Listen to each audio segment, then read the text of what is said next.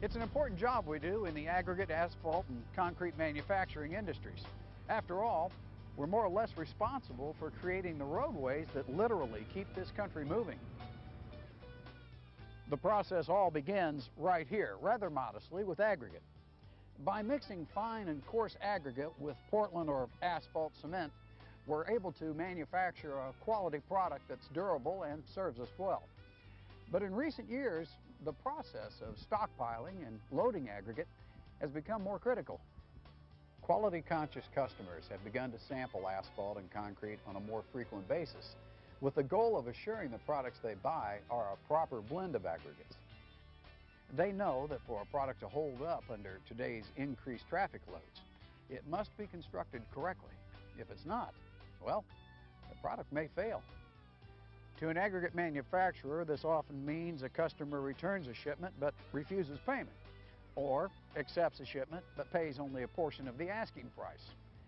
As you can imagine, a company that must make these concessions might not be in business for long.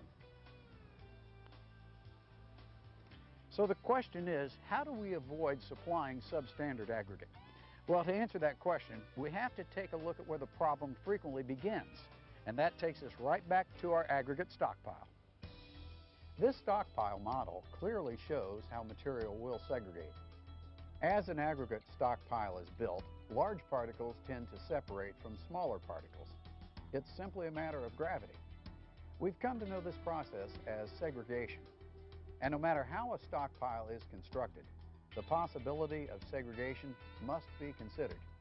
For instance, if you take a close look at a stockpile that is built from a fixed conveyor, you'll notice that fine materials tend to sink to the bottom as it moves along the conveyor belt. As a result, the fine material drops directly down the conveyor to the inside of a stockpile. Larger material, on the other hand, is projected away from the conveyor to the outside of a stockpile. The result? Segregation. A stockpile that is created from a radial stacker has similar segregation. Even though the conveyor moves, creating a more tent-shaped stockpile, fines tend to fall to the inside, while larger particles fall to the outside and away from the stacker. A stockpile built from end dumping often exhibits even more dramatic results. During transportation, fines again tend to settle to the bottom of the truck bed. So when the truck dumps its load, the fines fall directly down the dump wall to the inside of the stockpile. Coarse material, once again, gravitates to the outside. Truck-built stockpiles made by dumping truckloads of aggregate adjacent to each other also are segregated. The problem of segregation really comes to light as a front-end operator begins to load a truck or bin. Now, imagine what happens if an operator takes his load from only one point within a pile. For a product like asphalt or concrete, whose formula relies on a cross-section of aggregate to assure strength and durability, well, we've just greatly compromised that formula.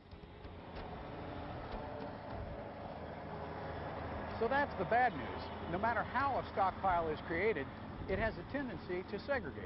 And as a result, an operator can easily load a poor mixture of aggregate.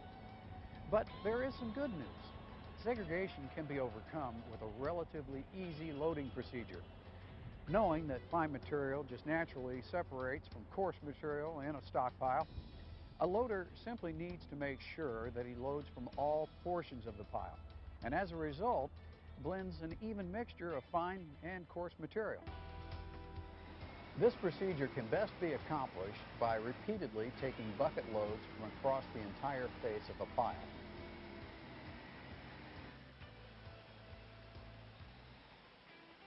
The rule of thumb here is to visually divide the pile into thirds. Start loading at one end, let's say the left third, move to the center, then move to the right third of a stockpile. You'll want to repeat this procedure until your load is complete. This rule of thumb should be followed for a cone-shaped pile built by a stationary conveyor, a tent-shaped stockpile formed by a moving conveyor, and an end dump stockpile. An operator should also make sure he enters the stockpile as low as possible without scraping base material, and then raise the bucket up through the pile. This simple movement is especially important in a multi-layered truck-built stockpile because it helps to assure an operator is getting as thorough a blend as possible. Now, there are a couple of other procedures you'll want to keep in mind to help minimize segregation.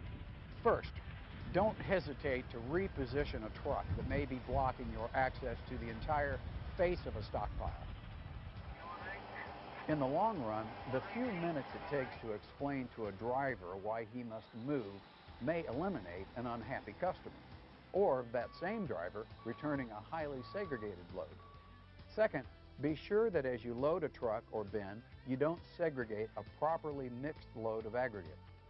For a standard tandem dump truck, that means gently rolling the aggregate into the truck bed, rather than dropping it from an unnecessary height. When loading an 18-wheeler or a belly dump, load the aggregate in 3 steps across the bed of the truck.